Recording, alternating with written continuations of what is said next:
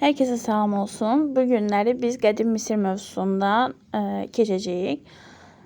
Mövzunu izah etməyə çalışacağım. Ümid edirəm ki, sizə faydalı olar. Qədim Misir demək, ibtidai icma quruluşu dağılandan sonra yeni qədim dövlətlər yaranmağa başladı və bu ilk dövlətlər də şərqdə yaranmağa başlanmışdı.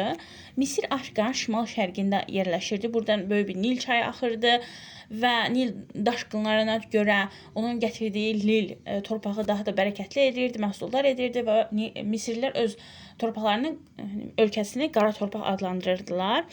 Ümumiyyətlə qədimdə bütün demək ilk qədim dövlətlər çay vadilərində yaranmışdı. Məsələn, Hindistanda Hind-Qanq çayları içində Yansız, Xuanxe çayları, Şumerdə Dəclə-Fərat çayları arasında, Misirdə Nil çayı.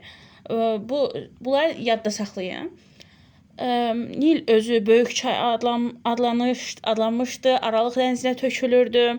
Burada ilk vaxtlar 40-a yaxın xırda dövlətlər mövcud olmuşdu. Bu dövlətlərdə sonradan birləşmişlər. Eramızdan əvvəl 4-cü minilliyin ikinci yarısında birləşdilər. Buraları yuxarı və aşağı Misir paşalıqları yaranır. Bunlar da öz arasında mübarizə aparırlar və birləşmə uğrunda, hakimiyyət uğrunda və eramızdan əvvəl 4-cü minilliyin sonu artıq yuxarı Misir qalib gəlir. Vahid bir Misir dövləti yaranır eramızdan əvvəl 4-cü minilliyin sonunda. Və bu dövlətin paytaxtı da ilk paytaxtı Memfis olur. Ancaq eramızdan əvvəl 2-ci minilliyində paytaxt dəyişəcək, Fif şəhəri olacaq. 4-cü minillikdə Memfis şəhəri olacaq, ikinci paytaxt isə 2-ci minillikdə Fif şəhəri olacaqdır. Demək, Herodot Misiri Nilin töhvəsi adlandırmışdı. Burada Nil çayı tez-tez daşdığı üçün onun kənarında bəndlər ucaldırdılar. Saman qatılmış gil ilə damba adlanırdı bu bəndlər.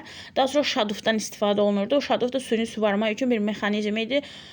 Dirək və şüvüllərdən, daş tuluqlardan yaradılırdı.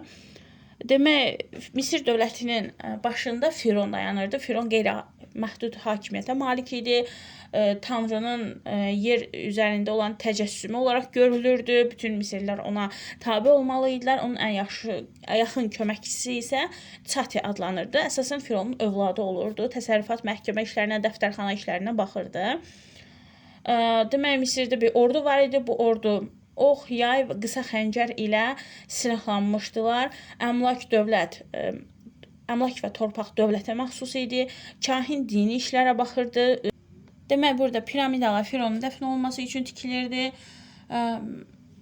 Orada piramidalar daha sonradan sərdabələrlə əvəz olunmağa başlayır. Sosial təbəqə necə idi? 3 təbəqə idi orada. Birinci təbəqədə Firon varlı əyan kahin, ikinci təbəqədə əkinçi, izmanın azad üzvləri və üçüncü təbəqədə qullar idi. Qullar da canlı ölülər adlanırdı. Sənətkarlar azad insanlar idilər. Əkinçilər isə kiçiklər adlanırdılar. Misirin fironlarından danışıq 4 fironun adı çəkilir. Birinci Tutmos, üçüncü Tutmos, ikinci Ramzes və Tutanhamonun adı çəkilir.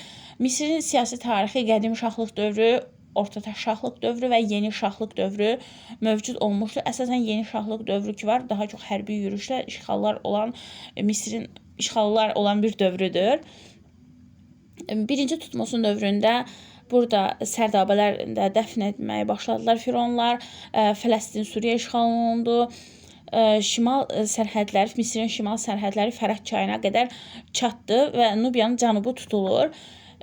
Onun nəvəsi 3-cü Tutmosun dövründə isə Ön Asiya ölkələrinə Firona tabe edilir və Firona tabe olan canişinlər tərəfindən idarə olunurdu. Efiopiyadan, Finikiyada ticarət aparılıb. Yenidən Fələstin, Finikiya, Suriya əraziləri işğal olunub.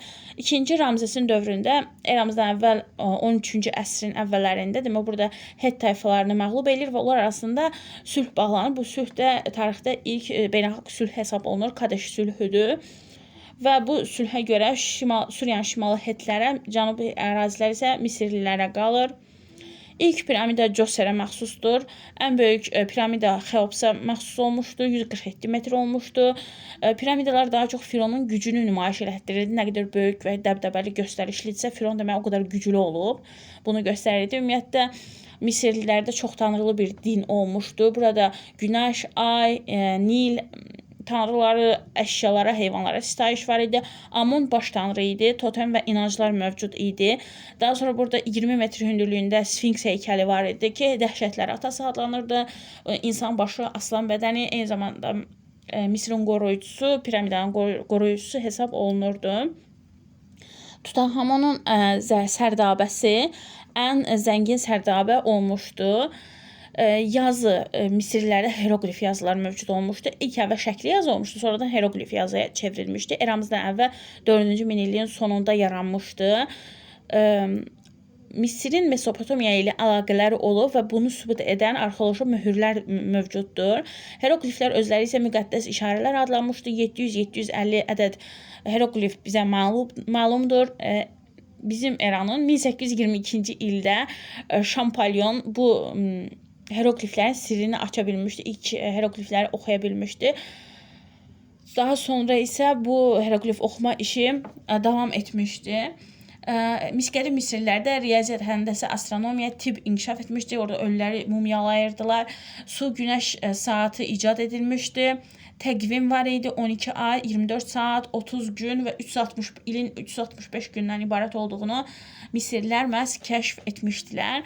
Bu qısa izah oldu Misir haqqında. Yenə də öz kitabınızda mütləq oxuyun, öz qeydlərinizi götürün. Qeydlərinizi tez-tez təkrarlayın və test işləməyi unutmayın.